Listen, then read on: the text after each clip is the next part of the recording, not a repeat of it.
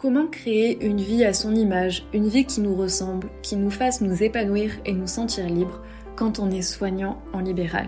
Bienvenue dans Soignant Entrepreneur, le podcast qui parle de la vie de soignant libéral et d'entrepreneuriat. Salut et bienvenue dans un nouvel épisode de Soignant Entrepreneur. Alors pour être parfaitement transparente avec toi, le podcast sort vendredi matin, donc toutes les semaines le vendredi à 8h. Et là, actuellement, à l'heure où j'enregistre ce podcast, on est jeudi soir, il est 21h14. Et je me suis posé la question de me dire, est-ce que je sors le podcast demain matin ou pas? Parce que je n'avais pas d'épisode d'avance à poster. Et voilà, clairement, c'était 21h. Et je me suis dit non, vas-y, fais-le. Et pour te remettre un petit peu de contexte, donc j'ai passé un mois dans le sud de la France, j'ai passé un mois à profiter dans un premier temps chez moi avec mes proches, profiter du soleil, voilà, une partie un petit peu vacances. Et ensuite j'ai passé une semaine dans un cadre un peu plus business, mais avec des entrepreneurs que j'admire et que j'aime énormément, avec une équipe de malades mentales et on a passé des moments vraiment extraordinaires. Et c'était vraiment une semaine incroyable. J'avais déjà fait un podcast sur le sujet de s'entourer. Et honnêtement, je pense que c'est quelque chose qui te tire énormément vers le haut en tant qu'entrepreneur et aussi en tant que personne. Et je m'excuse pour ma chienne qui boit en arrière-plan, mais c'est pas grave, c'est le côté aussi naturel du podcast. Et donc, toujours est-il que hier, je suis rentrée chez moi, je suis arrivée en fin d'après-midi, et aujourd'hui, j'ai fait ma journée entière au cabinet, donc j'ai fini, c'était 18h, je suis rentrée, à peine le temps de sortir mon chien, et j'ai enchaîné avec le coaching de mes clientes à 19h. Donc voilà, j'ai pas tourné de podcast en avance, et je me suis posé la question de, est-ce que j'annonce qu'il n'y a pas de podcast cette semaine, ou est-ce que je le sors samedi ou dimanche, ou tant pis pour cette semaine.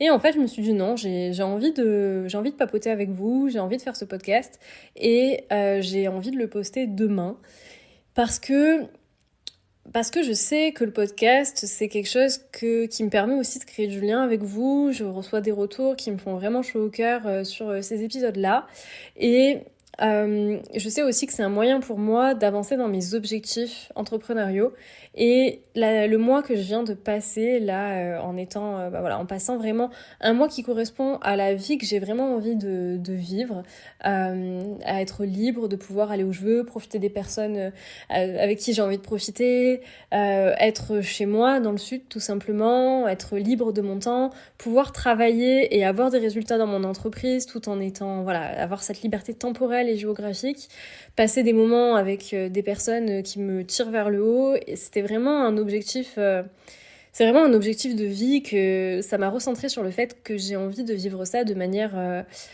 quotidienne. J'ai envie que ce soit mon quotidien. Et c'est mon objectif pour l'année prochaine. Donc voilà, pour des raisons administratives et financières, je dois rester dans mon cabinet au moins jusqu'en avril 2025. Mais mon objectif 2025, c'est vraiment que ce soit mon entreprise qui me permette pleinement de vivre et que le cabinet ne soit plus une obligation. Donc je sais que le podcast est aussi, entre bien d'autres choses bien sûr, un moyen de me faire avancer vers cet objectif-là. Donc voilà, j'avais envie de vous faire ce petit aparté et ce petit papotage de début de podcast parce que je trouve que c'est un format qui est vraiment intéressant pour pouvoir vous partager un petit peu mon mindset, comment je me sens, où j'en suis dans ma vie et j'essaye de faire ça de manière vraiment naturelle. Je fais pas de montage sur mes podcasts, j'enregistre même directement avec mon iPhone sans micro pour tout vous dire. Vous entendez certainement ma chienne qui marche à côté, qui va boire un coup, qui se couche.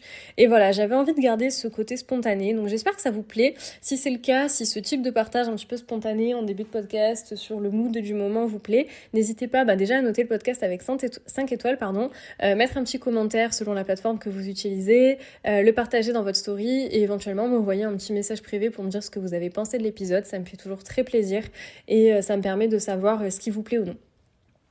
Donc, ceci étant dit, dans le podcast de cette semaine, j'avais envie de vous parler d'un sujet qui, pareil, m'est beaucoup revenu en tête cette semaine, qui est le fait d'investir sur soi.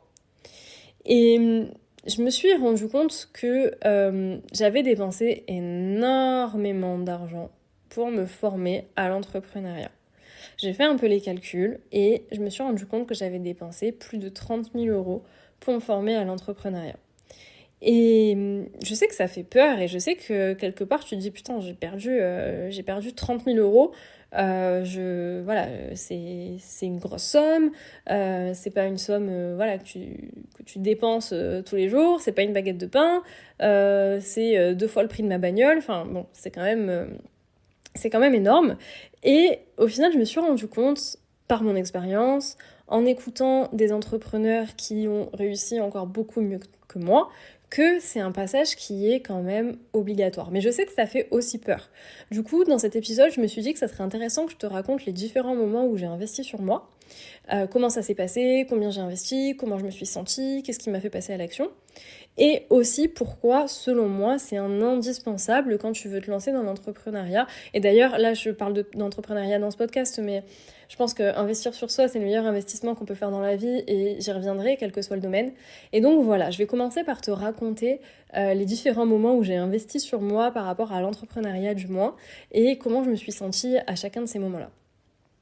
Donc pour commencer, j'ai décidé de me lancer dans l'entrepreneuriat en août 2022. Donc je me suis retrouvée face à un accompagnement hyper complet, qui est l'accompagnement qui m'a permis de créer mon entreprise, de trouver mon idée d'offre, de commencer à me lancer, d'avoir mes premières clientes et de faire décoller un petit peu mon chiffre d'affaires au début. C'est vraiment ça qui m'a appris les 3/4 de ce que je connais aujourd'hui en matière d'entrepreneuriat. Sauf que, je me retrouve en appel avec la personne qui est devenue mon coach, qui aujourd'hui, qui est aujourd'hui mon coach, mais qui à l'époque je ne connaissais pas et qui me présente son accompagnement qui était au tarif de 10 000 €. Et en fait, quand je me suis retrouvée face à ce tarif-là, alors en l'occurrence, il se trouve que j'avais les moyens de le payer, que j'avais cet argent-là de côté, que je pouvais le mettre en une fois. Mais quand on m'a annoncé que le tarif était de 10 000 €, honnêtement, avant cet appel, avant d'avoir en perspective ce que l'entrepreneuriat allait me permettre et pourquoi je voulais faire tout ça, mais jamais de la vie, je me serais dit, je vais investir cette somme-là, je vais d'abord essayer par moi-même, je vais essayer de me former, d'apprendre des trucs, regarder des vidéos YouTube, etc. Et jamais de la vie, j'investirais une telle somme. Attends, mon but, c'est de générer de l'argent par ailleurs, c'est pas d'aller claquer une telle somme.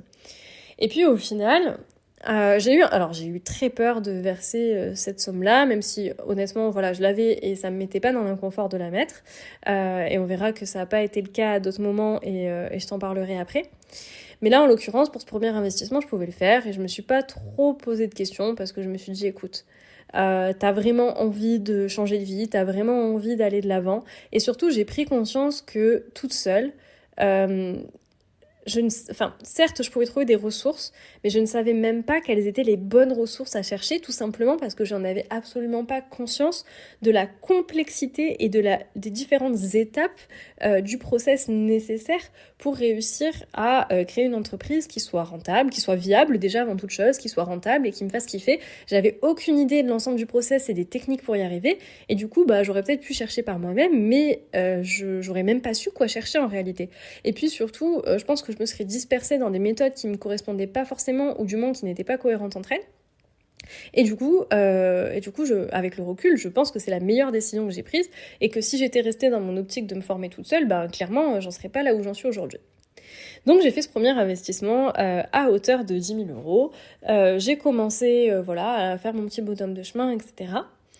Et au moment où j'ai commencé à vouloir vendre mon offre, j'avais pas encore les clés pour la vendre parce que t'as beau avoir les bases théoriques, peu importe ton offre, juste appliquer la théorie ne suffira pas.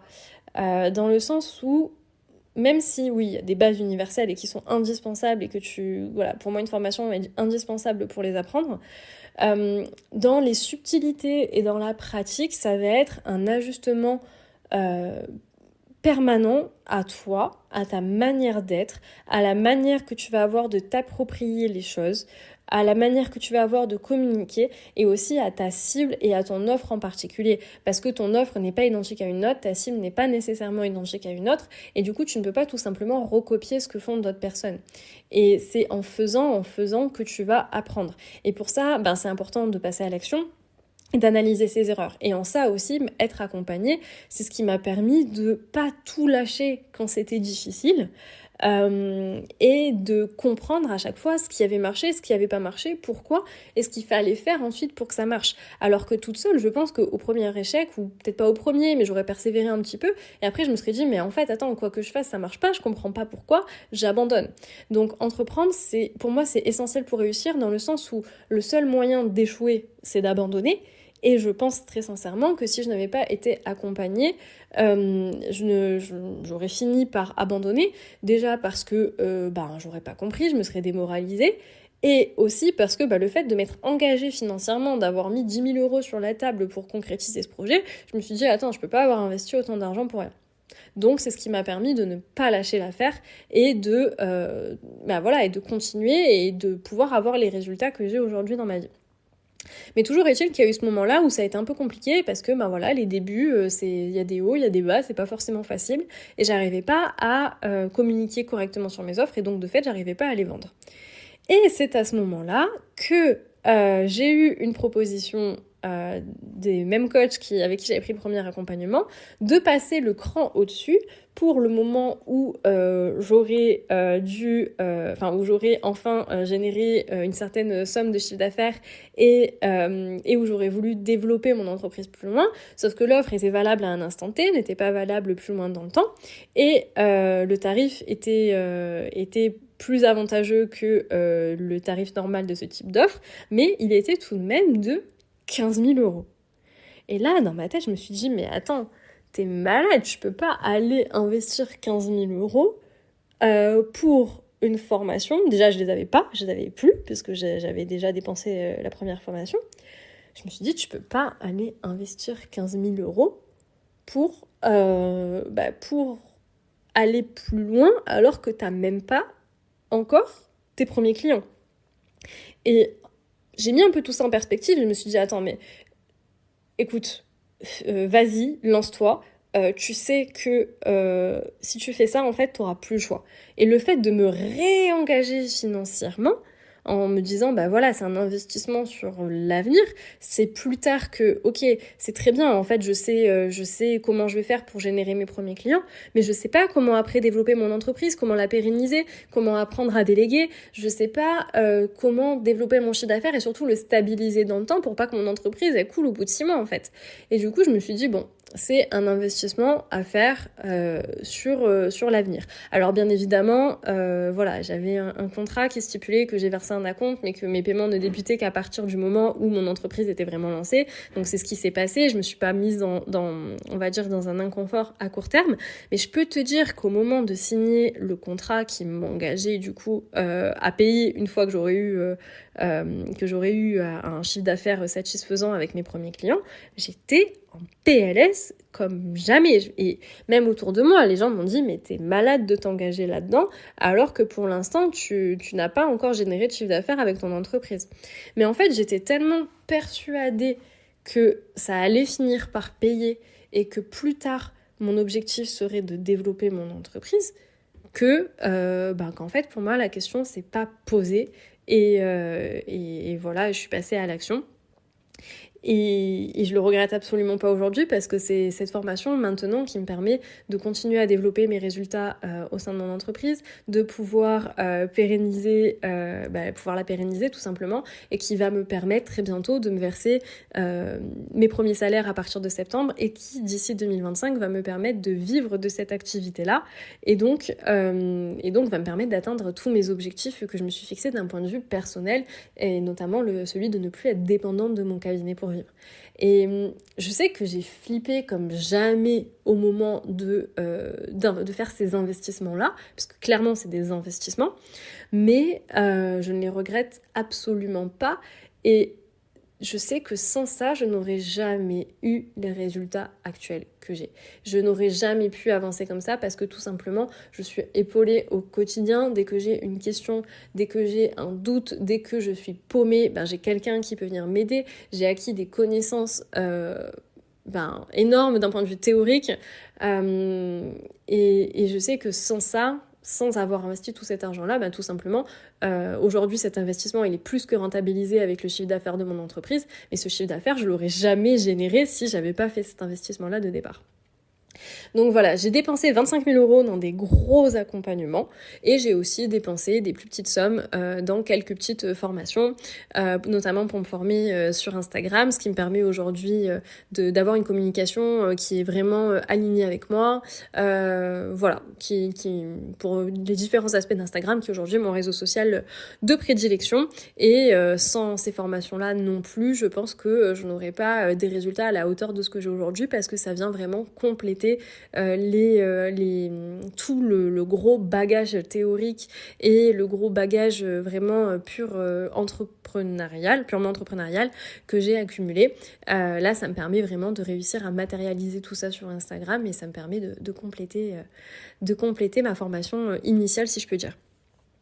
Donc voilà, j'ai investi une énorme somme d'argent sur moi, mais aujourd'hui cet investissement, je l'ai plus que rentabilisé avec mon entreprise, et je ne regrette absolument pas, parce que ça y est, maintenant j'ai fini de payer tout ça, même si honnêtement je pense que je continuerai à me payer des formations, alors peut-être pas des sommes aussi importantes, ou du moins pas dans l'immédiat, sûrement plus tard, mais pas dans l'immédiat, et d'ailleurs je vais y revenir sur le sûrement plus tard, mais je continuerai toujours à investir sur moi, parce que j'ai compris qu'une compétence que tu acquiers, en fait, c'est un investissement. C'est pas une dépense pour moi, c'est un investissement. C'est-à-dire que tu mets de l'argent pour acquérir des connaissances qui vont te permettre d'en gagner encore plus, en fait. Et surtout, même au-delà du retour sur investissement financier, il y a un retour sur investissement humain et temporel qui est tel que c'est incroyable. Humain parce que ça m'a permis de grandir à une vitesse folle, parce que c'est via ces formations et ces accompagnements que j'ai pu rencontrer des personnes extraordinaires qui sont aujourd'hui devenues pour beaucoup des amis, et qui m'ont permis de vivre des moments incroyables sur le plan humain. Et aussi d'un point de vue temporel, parce que en fait je dis pas que c'est pas possible d'y arriver seule, mais je pense que ça prend énormément de temps, parce que tu sais pas où chercher les infos, parce que tu t'éparpilles, parce que ça marche pas, tu comprends pas, t'as pas quelqu'un qui a du recul pour te faire un retour sur le sujet, et aussi parce que j'aurais certainement abandonné plus d'une fois si déjà j'étais pas engagée financièrement, et si en plus j'avais pas quelqu'un pour justement m'aider à y voir plus clair. Donc voilà un petit peu ma relation avec l'investissement sur moi pour le point de vue entrepreneurial, et je pense que voilà, c'est pas pour moi je le vois plus comme une dépense, je le vois vraiment comme un investissement. Et d'ailleurs je sais que, en disant tout ça, je prêche pour ma paroisse, parce que moi aussi, j'ai une formation qui permet aux soignants de créer leur entreprise et de se lancer dans l'entrepreneuriat, où je retransmets tout ce savoir et toute cette expérience que j'ai acquise au fil du temps et via toutes ces formations. Alors évidemment, je retransmets pas tout, parce que j'ai tellement appris que ce serait pas possible, mais je transmets l'essentiel, le condensé, on va dire l'essence de la base pour pouvoir se lancer de A à Z, du mindset, à trouver son idée, à comment gérer ça en parallèle de son cabinet, ça c'est mon expérience personnelle qui parle aussi, et aussi toutes les techniques et tout le côté humain de la communication et de la vente qui est indispensable, parce que tu peux avoir une offre incroyable, si t'en parles pas et si tu sais pas la vendre, personne n'en profitera, ton entreprise ne pourra pas fonctionner. Donc je sais que je prêche pour ma paroisse en disant ça, parce que moi aussi j'ai quelque chose à vendre qui est une forme d'investissement sur soi, mais je le pense sincèrement. Et en fait j'écoute aussi pas mal de podcasts et de vidéos d'entrepreneurs qui sont à beaucoup plus grande échelle que moi, qui gagnent beaucoup plus d'argent que moi, qui ont des entreprises beaucoup plus développées. Et en fait, même ces personnes-là continuent à se faire accompagner, même si t'as l'impression que ces personnes-là, elles ont toutes les connaissances théoriques nécessaires. Déjà, je pense qu'on a toujours à apprendre de quelqu'un d'autre, même quand on est plutôt calé sur un sujet, je pense qu'on peut toujours en apprendre davantage. Mais aussi parce qu'en fait, juste le fait d'avoir un guide, quelqu'un d'extérieur, et aussi quelqu'un qui est passé par les mêmes étapes que toi, qui comprend ce que tu vis et qui peut t'apporter une forme de recul, je pense que c'est la clé du succès, la clé pour durer dans le temps. Et au début, je me suis dit, en fait, se former, c'est pour apprendre, parce que sinon, tu sais pas. Mais en fait, c'est pas que ça, et je me rends compte que même les gens qui savent, entre guillemets, tout, ou du moins qui savent 99% de ce qu'il y a à savoir sur le sujet, continuent à se payer des coachings, des masterminds, des formations, des séminaires, juste pour profiter d'une part du regard extérieur de quelqu'un, et aussi dans ce genre d'accompagnement, t'as toujours un effet de groupe, t'as toujours une communauté, que ce soit par des coachings de groupe, des séminaires, par des groupes de discussion. Et en fait, je pense aussi, j'ai déjà fait un podcast sur le fait de s'entourer, mais je pense aussi que s'entourer, c'est vraiment primordial. Y a une phrase qui dit que t'es la moyenne des 5 personnes que tu fréquentes le plus. Et du coup, s'entourer de personnes qui te tirent vers le haut et qui sont dans le même mindset que toi, je pense que c'est vraiment primordial pour avancer et que sans ça, tu stagnes. Donc voilà les raisons pour lesquelles j'investis sur moi et je continuerai toujours à investir sur moi, je pense, dans ma vie. Bon là, je vais me calmer un petit peu parce que mon objectif, j'ai fini de payer donc mes grosses formations et mon objectif dans les mois à venir, c'est de pouvoir stabiliser mon salaire avec mon entreprise pour pouvoir vivre uniquement de ça.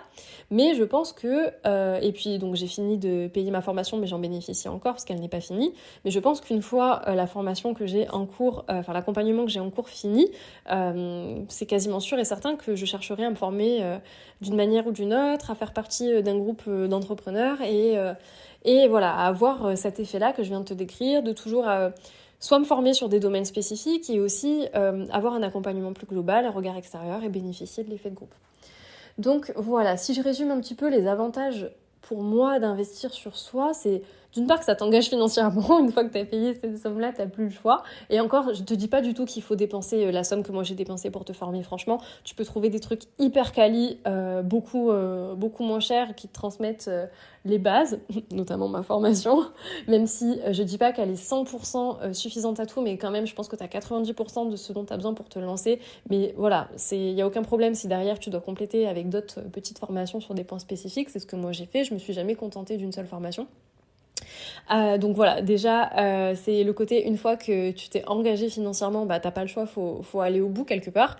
Il y a le côté regard extérieur, le fait de pas pouvoir abandonner, le fait d'avoir une seule et même méthode de A à Z et de pas t'éparpiller, d'avoir une cohérence dans ce que tu fais. Et d'ailleurs, pour que cette méthode et cette formation que tu choisis soient alignées avec toi, j'ai fait un podcast aussi entier sur choisir son accompagnement. Je crois que c'est l'épisode 8, si je dis pas de bêtises. Enfin bon, de toute façon, tu peux le trouver dans la liste des podcasts. Et donc voilà, c'est important d'avoir une méthode qui soit alignée avec toi et surtout qui soit cohérente de A à Z, pas faire noir puis blanc. Enfin voilà, pas faire un truc disparate, mais vraiment suivre une ligne de conduite, on va dire, sur l'ensemble pour avoir des résultats. Et le côté, moi, ce qui m'a le plus apporté humainement parlant, c'est vraiment les rencontres que j'ai pu faire grâce à ces formations-là, les moments incroyables que j'ai pu passer avec des personnes incroyables. Et rien que pour ça, tout en vaut la peine. Et voilà, donc je ne regrette en aucun cas tout ça. Et je pense qu'investir sur moi, que ce soit d'ailleurs pour le business, mais aussi pour autre chose, parce que quoi que ce soit qui te permette d'acquérir un savoir qui va derrière avoir un impact sur ta vie, si tu veux te former, je sais pas moi, à la bourse, à l'immobilier, ou même acquérir des compétences que derrière tu vas pouvoir retransmettre ou monétiser si c'est ton objectif, c'est jamais perdu. Et il y a le retour certes financier, j'en ai parlé, mais il y a le retour aussi émotionnel et humain qui pour moi vaut le coup. Et j'aime bien l'analogie du voyage, c'est-à-dire que quand tu payes un voyage, ça te rapporte rien matériellement. C'est un moment qui passe, mais en fait, tu kiffes tellement ce moment-là que presque, entre guillemets, ça n'a pas de prix si c'est un voyage vraiment exceptionnel, tu vois. Et pour moi, l'entrepreneuriat, c'est un peu pareil. Je l'apparente un petit peu à un voyage dans le sens où c'est vraiment de la découverte de soi, des autres, de l'apprentissage. Pour moi, c'est vraiment un voyage que j'adore faire. Et voilà, j'aime bien le comparer un petit peu à ça.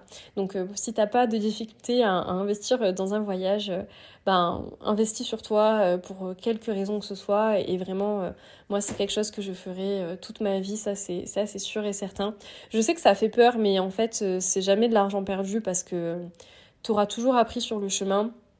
Et le seul moyen d'avoir perdu cet argent, c'est de ne pas aller au bout.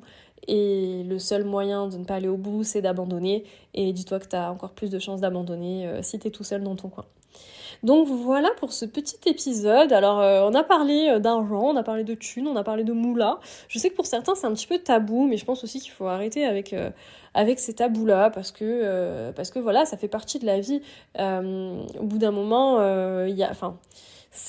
le voir un petit peu, je pense, comme un flux, des choses qui vont, qui viennent. Arrêter de faire tourner sa vie autour juste de il faut gagner de l'argent. Je pense que ce que tu acquiers sur le chemin, la liberté que tu acquiers et l'expérience de vie que tu gagnes, c'est encore plus important. Et là, je me suis vachement rendu compte ces derniers temps des priorités qui étaient les miennes. Et oui, en fait, mon objectif, entre guillemets, premier, c'est que mon entreprise soit rentable. Mais en fait, je veux pas que mon entreprise soit rentable juste pour qu'elle soit rentable. Je veux qu'elle soit rentable pour pouvoir en vivre, pour plus être dépendante de mon cabinet, pour pouvoir vivre où je veux, pour pouvoir avoir le luxe d'être présente pour les moments importants des gens autour de moi, pour pouvoir tout simplement profiter de ma vie, être libre temporellement, géographiquement, et vivre tous ces beaux moments que j'ai pu vivre, notamment au cours de ces dernières semaines. Et du coup, je pense que voilà, faut se détacher un petit peu de toutes ces peurs-là, de tous ces tabous-là autour de l'argent, la peur d'en perdre. Alors, je dis pas qu'il faut faire n'importe quoi non plus, hein, faut pas abuser, hein, mais la peur d'en perdre, la peur d'en parler, je pense qu'il y a beaucoup de blocages autour de ça, et je pense que c'est la source aussi de beaucoup de problématiques, et quand tu commences à te libérer un petit peu de ces blocages-là, en fait, ça finit par payer dans ta vie. Enfin, pour moi, l'argent ça se refait, le temps ça se refait pas, et je préfère prendre le risque de perdre un peu d'argent que perdre mon temps, perdre mon énergie, perdre ma vie quelque part. Et encore une fois, le retour sur investissement sera présent un jour si tu fais les choses bien. Donc voilà, j'espère que ce podcast peut-être un petit peu particulier, un peu spontané, un peu peut-être tabou pour certains vous a plu. Encore une fois, si c'est le cas, envoie-moi un petit message, mets un j'aime sur mets 5 étoiles, pardon. Spontané jusqu'au bout, hein, je suis désolée, c'est 21h45 quasiment. Voilà, mets 5 étoiles, abonne-toi au podcast, partage-le, envoie-moi un petit message pour me dire si ça t'a plu, et moi je te retrouve la semaine prochaine pour un nouvel épisode de Soignant Entrepreneur.